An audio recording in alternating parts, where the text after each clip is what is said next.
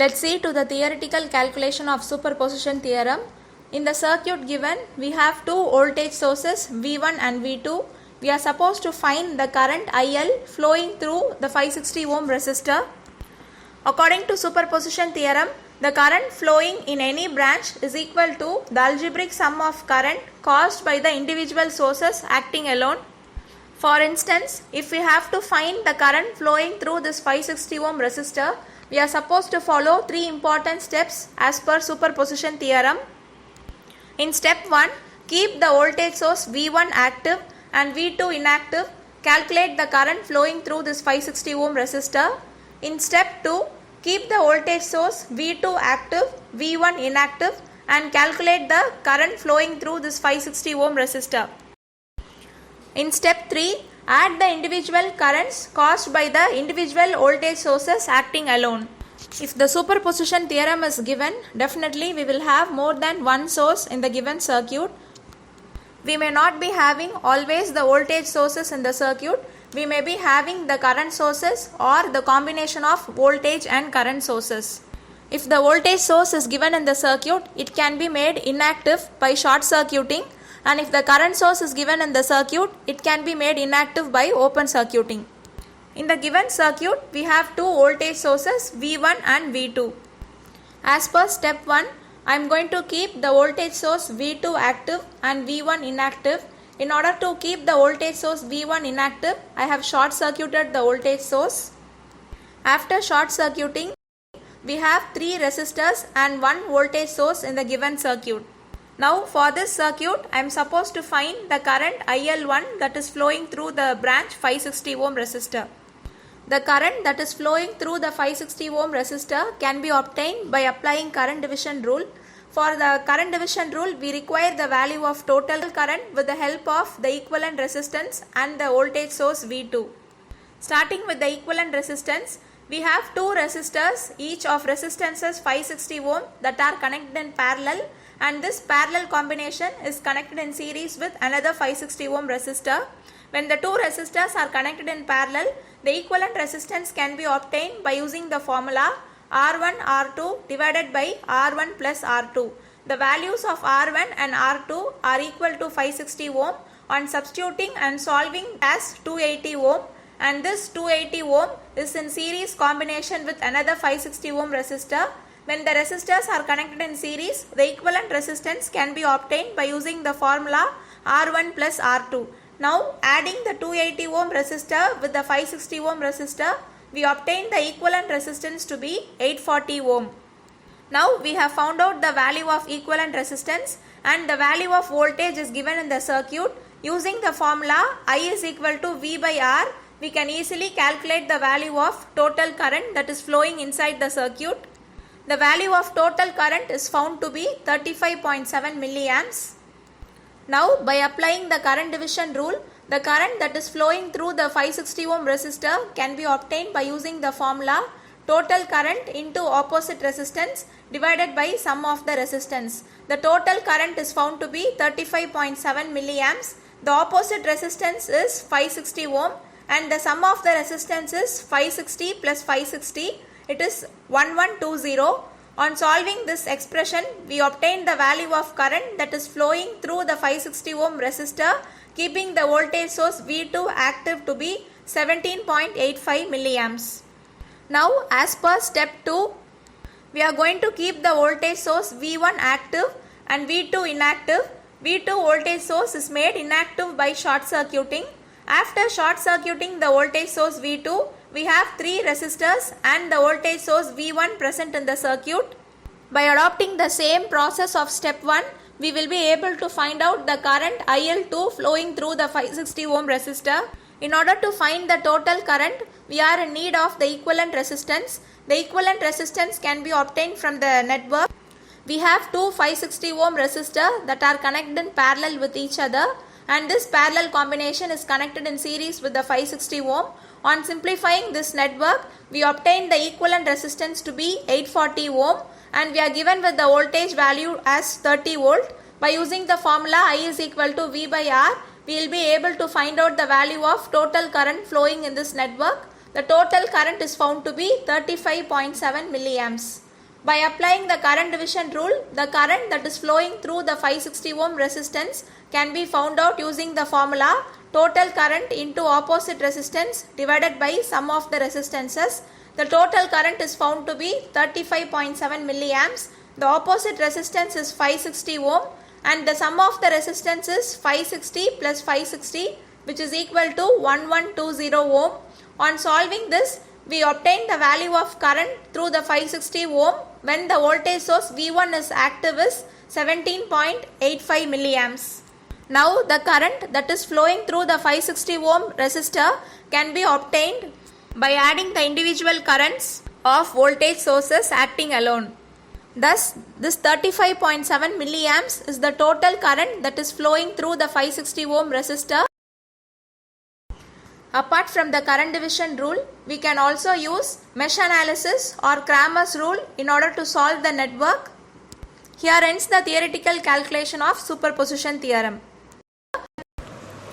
For the virtual implementation, type Tinkercad in the search bar. Click the first link that opens. You can sign in using your email ID or the username. I am signing in using the email ID. Enter your email ID and password. The Tinkercad page opens. Now you have logged in using your Gmail account. Select circuits. Create new circuit.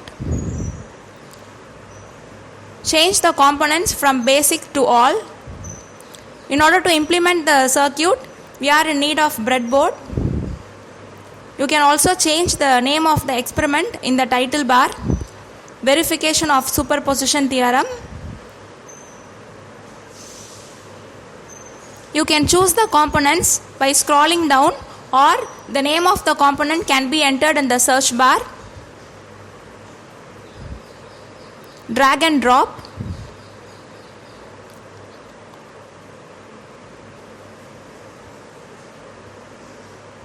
Connections are given as per the circuit diagram. In order to implement the superposition theorem, we are in need of few resistors as per the given circuit. The resistors can also be rotated in the desired direction.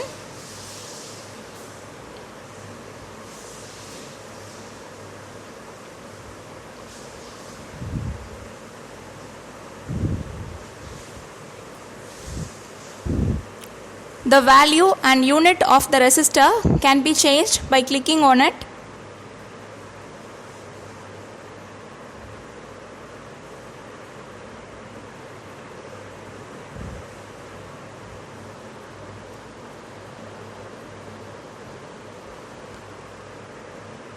In Tinkercad, we have a multimeter using which you can measure the voltage, current or the resistance. You can change the mode of the multimeter as per the requirements. In the multimeter, red knob indicates the positive terminal and black knob indicates the negative terminal.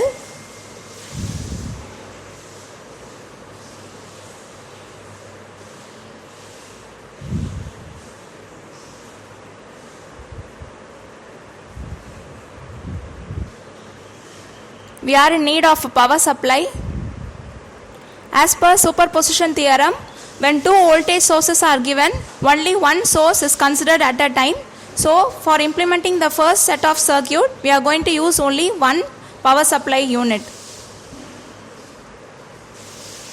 Yes, now as per the circuit diagram, we have given the connection.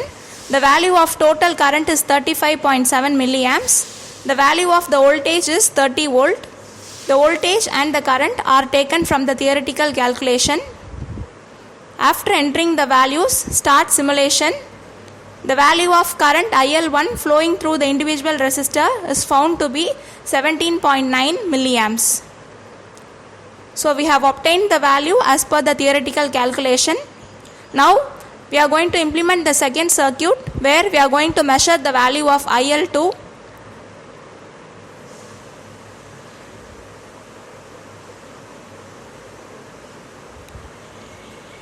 In the previous circuit, the source V1 is considered and V2 is short circuited. Same way, for implementing the second circuit, we are going to consider V2 and short circuit V1. The same process is repeated.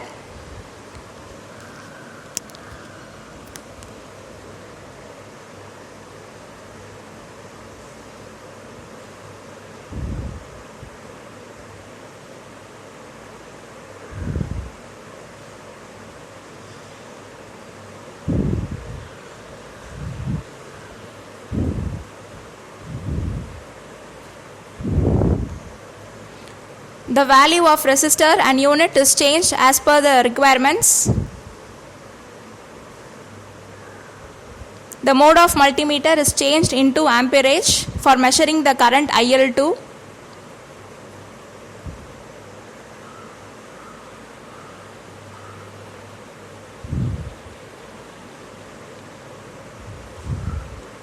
Connections are given as per the circuit diagram.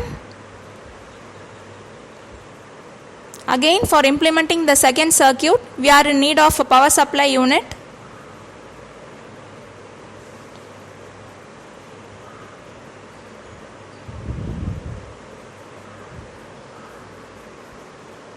The value of voltage and current to be entered in the power supply unit can be taken from the theoretical calculation.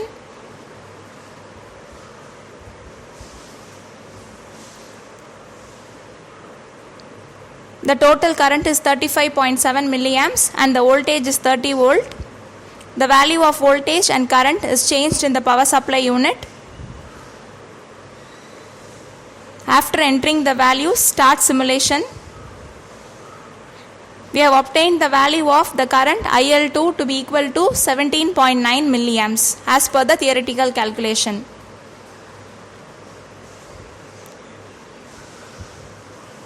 Now we are going to implement the final circuit where we are going to consider both the sources as active.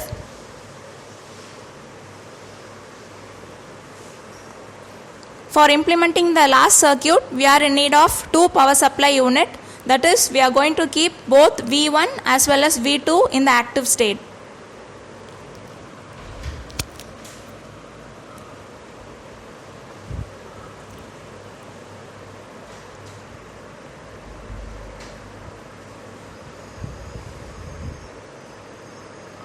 The value of resistance and unit can be changed by clicking on it.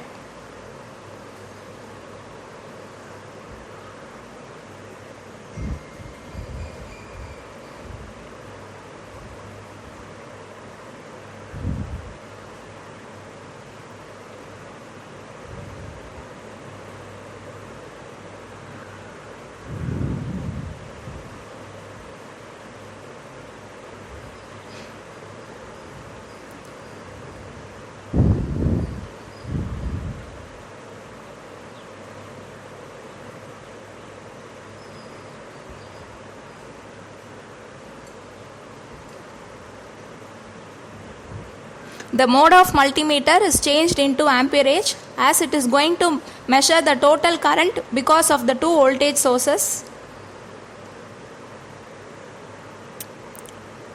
Here we are in need of two power supply unit.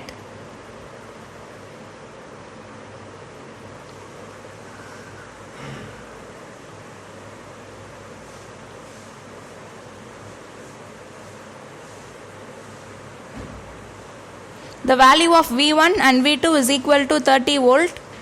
The value of voltage is mentioned in both the power supply unit.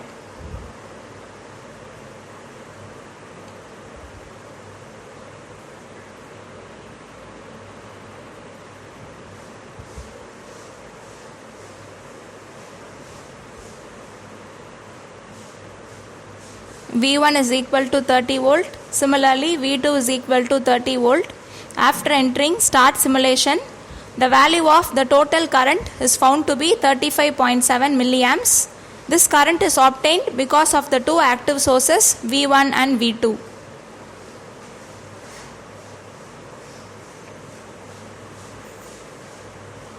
Yes, as per the theoretical calculation, we have obtained the value of total current as 35.7 milliamps. Thus, we have verified the superposition theorem virtually.